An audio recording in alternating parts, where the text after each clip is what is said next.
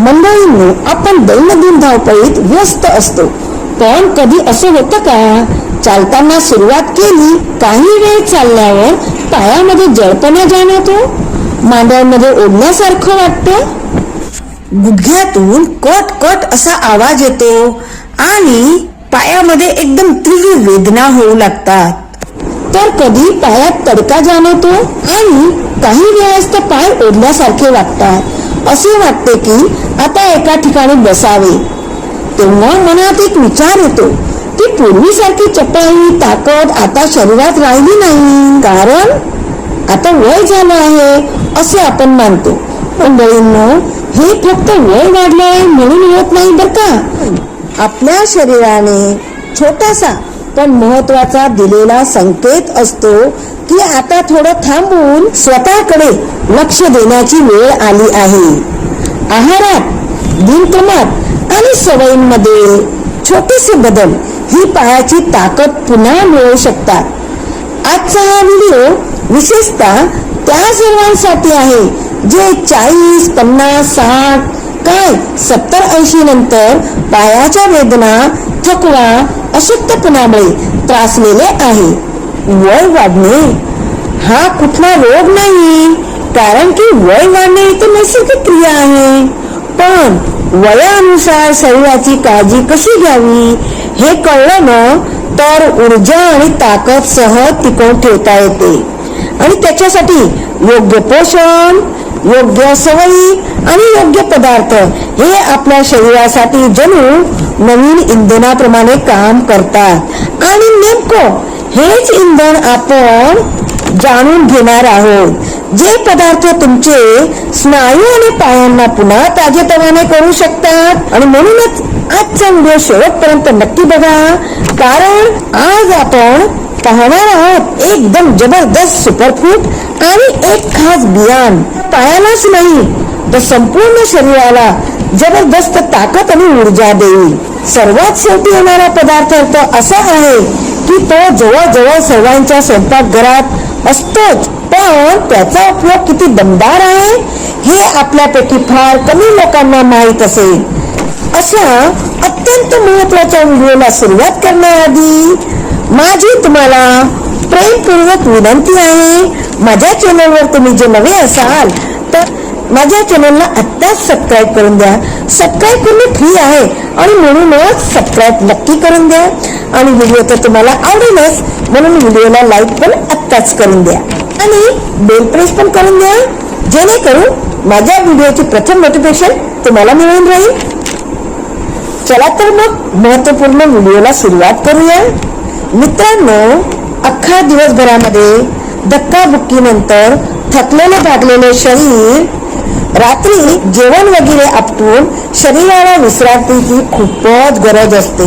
अशा वेळी शरीराला आतून पोषण देणारी आणि शांत झोप देणारे पेय जर घेतले तर त्याचा प्रभाव अधिक चांगला जाणवतो. यासाठी एकदम साधा पण परिणामकारक उपाय म्हणजे झोपण्यापूर्वी गरम दुधात चुटकीभर हळद आणि 2 मिरीची पूड, जे आपल्या स्वयंपाकघरात सहज उपलब्ध असणारे पदार्थ आहेत. आणि ह्या 2 गोष्टीच्या दुधामध्ये मिलाप आपल्या शरीरासाठी एखादी नैसर्गिक टॉनिकचे काम करतं. म्हणून काळी मिरी, ज्याला आपण ब्लड मिल्क म्हणतो, तेच आहे. हळद आणि काळी मिरी आपल्या सर्वांच्या स्वयंपाकघरामध्ये सहज उपलब्ध असतं. बहुतांशी लोकांना असं वाटतं सांधेदुखी म्हणजे बाहेरून जाणवणारी वेदना आहे, पण तसं नाही बरं का. परंतु ती प्रत्यक्ष आतून सुरू झालेली सूजचा परिणाम असतो.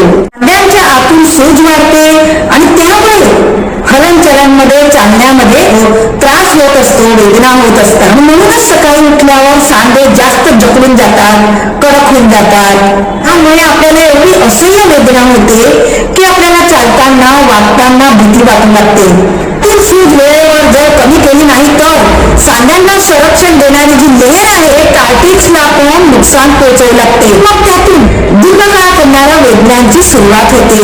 ही सूज कमी करण्यासाठी आपल्याला निसर्गाने दिलेली सर्वात जुनी, विश्वसनीय व सुरक्षित म्हणजे हळद, जी आपले जुने काळापासून लोक वापरत आले आहे तीच. हळद मधील कर्क्युमिन हा पुरवण्यासाठी सर्वात महत्वाचे काम करतो. ती वेदना शांत करतो, सांध्यांमधील घर्षण कमी करण्यास मदत करतो.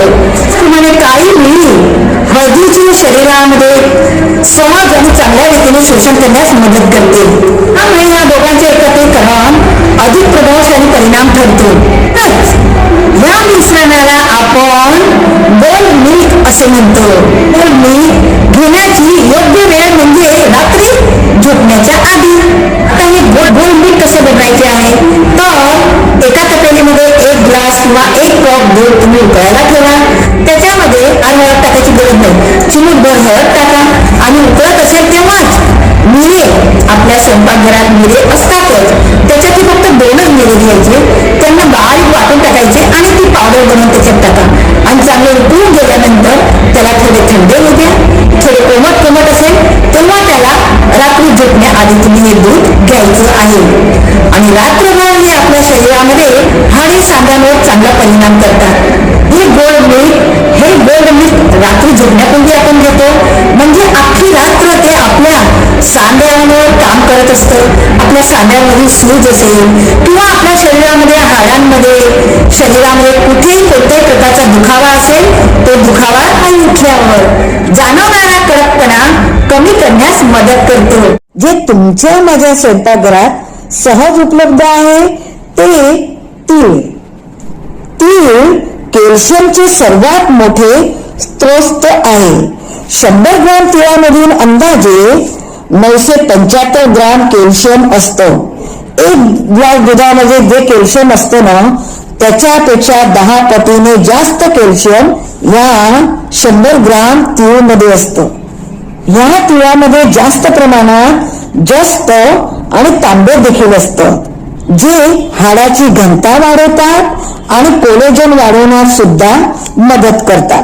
तिळाचा तापमान वाढ करणारा गुणधर्म सांध्यांमध्ये जमा झालेली थंडी, त्याचबरोबर कडकपणा ओघळतात आणि त्यामुळे वेदनापासून त्वरित आराम मिळतो. 2025च्या एका अहवाला अनुसार नियमित तीळ खाणाऱ्या वृद्धांच्या हाडांची घनता 20% वाढली आणि गुडघेदुखी 60% कमी झाली. हा आहे ना खूप मोठा बदलाव. ही तीळ कशी खावे? ती तुम्ही पांढरी किंवा काळी कोणतीही घेऊ शकता. प्रत्येकाने ती स्वतःच्या मुठीमध्ये जेवढी राहील तेवढीच घ्यायची आहे आणि ह्या तीळला हलकेसे भाजून घ्यायची आहे.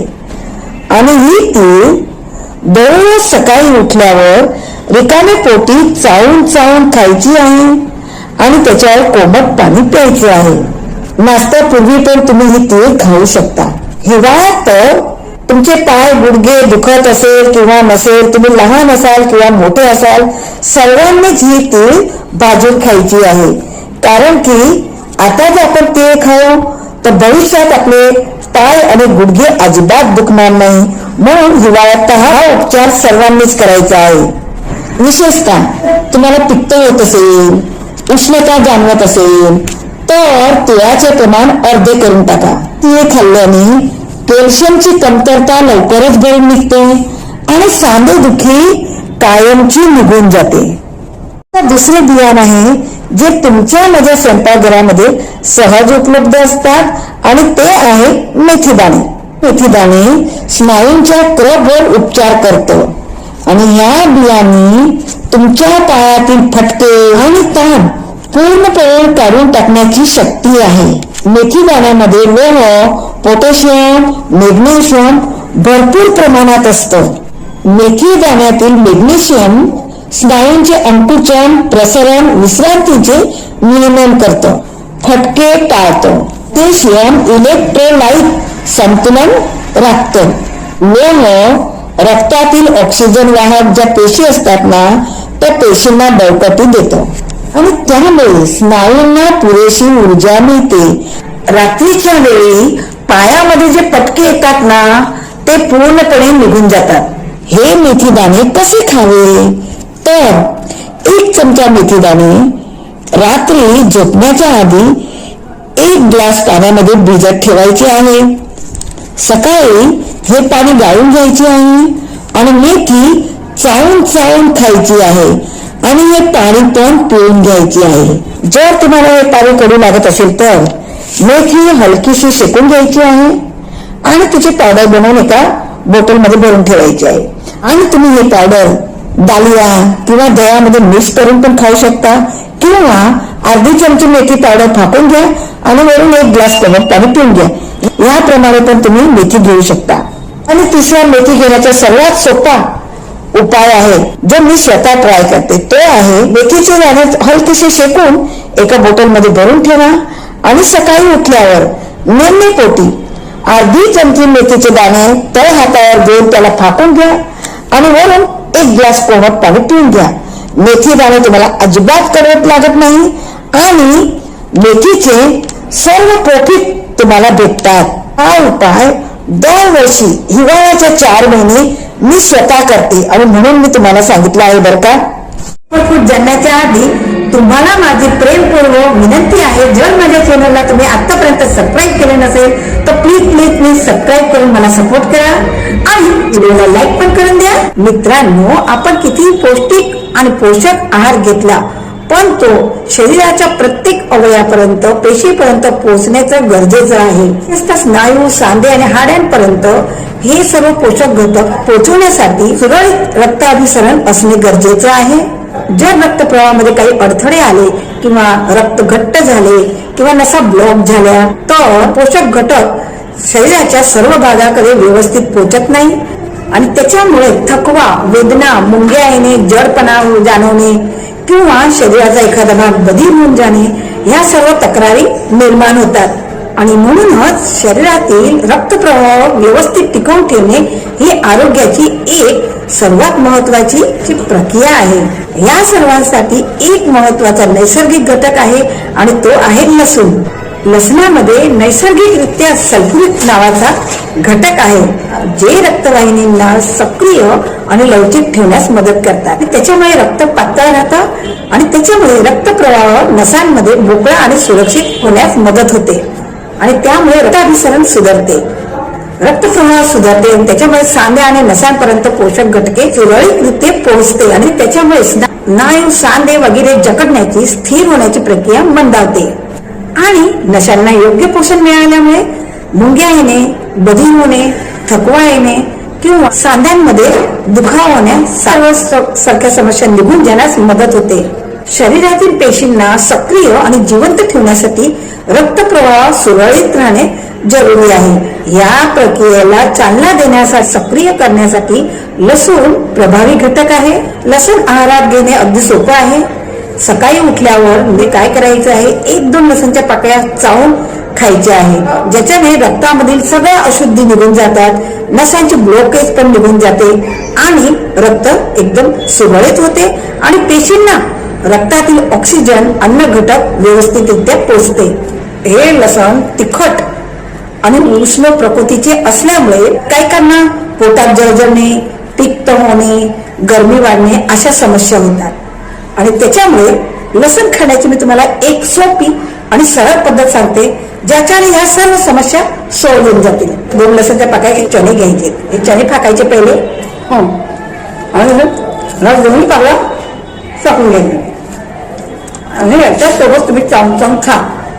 अजिबात तुम्हाला तिखट लागणार नाही, तुम्हाला पित्तही होणार नाही आणि तुम्हाला पोटामध्ये जळजळ बी होणार नाही. फ्रेंड्स, जेव्हा रक्तप्रवाह शरीरामध्ये सुरळीत राहतो, व्यवस्थित राहतो, तेव्हा पोषक घटक अधिक प्रमाणात अवयवांना आणि पेशींना मिळते आणि त्याच्यामुळे आपले रक्त पातळ राहते आणि त्याच्यामुळे उच्च रक्तदाब, हार्ट अटॅक, नसांच्या ब्लॉकेज सारख्या समस्या तर निघूनच जातात आणि आपले सांधे, हाडे, स्नायू लवचिक आणि मजबूत राहतात आणि त्यामुळे हालचालीमध्ये लवचिकपणा येतो आणि सहजरित्याने आपण हालचाल करू शकतो आणि आपल्याला सांध्याचा दुखाव, मुंग्या येणे, जडपणा, बधीरपणा हे सर्व समस्या नाबूद होते. अक्रोड म्हणजे सुकामेवा हे तर आपल्याला सर्वांना माहितच आहे, पण तुम्ही अक्रोडला नीट पाहिलं आहे का? त्याचा आकार आपल्या मेंदू सारखा आहे आणि म्हणूनच अक्रोड बी मेंदू सारखा एकदम पॉवरफुल आहे. पण अनेकांना हे माहितच नसतं की अक्रोड शरीरातील एकूण कमजोरी दूर करण्यासाठी तितकंच प्रभावी आहे. अक्रोडमध्ये ओमेगा 3 फॅटी ऍसिड भरपूर प्रमाणात असतं, जे नसांना पोषण देतात आणि स्नायूंना मजबूती देतात. त्यामुळे चालताना पाय पटकन थकणे, अंगात जडपणा येणे किंवा स्नायूंमधील हालचाल कमी होणे अशा समस्या कमी होतात आणि अक्रोड शरीरात ऊर्जा निर्माण करतात आणि वयानुसार येणारा थकवा जाणवण्याची गती देखील कमी करतो. अक्रोड डोक्यापासून थेट पायापर्यंतच्या सर्व अवयवांना पोषण आणि ऊर्जा देते. त्यामुळे पायात घोड्यासारखी ताकद येते आणि हिरणे फिरणे चालणे सहज होते. अक्रोड खायचे कसे? तर अगदी सोपी पद्धत आहे बरं का. काय करायचंय? रात्री झोपण्याच्या आधी वाटीभर पाण्यामध्ये फक्त 2 अक्रोड फोडून त्याच्यामध्ये त्याचा गर टाकायचा आहे आणि रात्रभर त्याला भिजत ठेवायचं आहे. आणि सकाळी उठल्यावर ते अक्रोड चावून चावून खायचे आहे. हे पचण्याची पहिली पायरी आहे बरं का. आणि म्हणूनच अक्रोडला चावून चावून खायचं आहे, जेणेकरून त्याच्यातील सर्व पोषक तत्व आपल्या शरीराला भेटतील.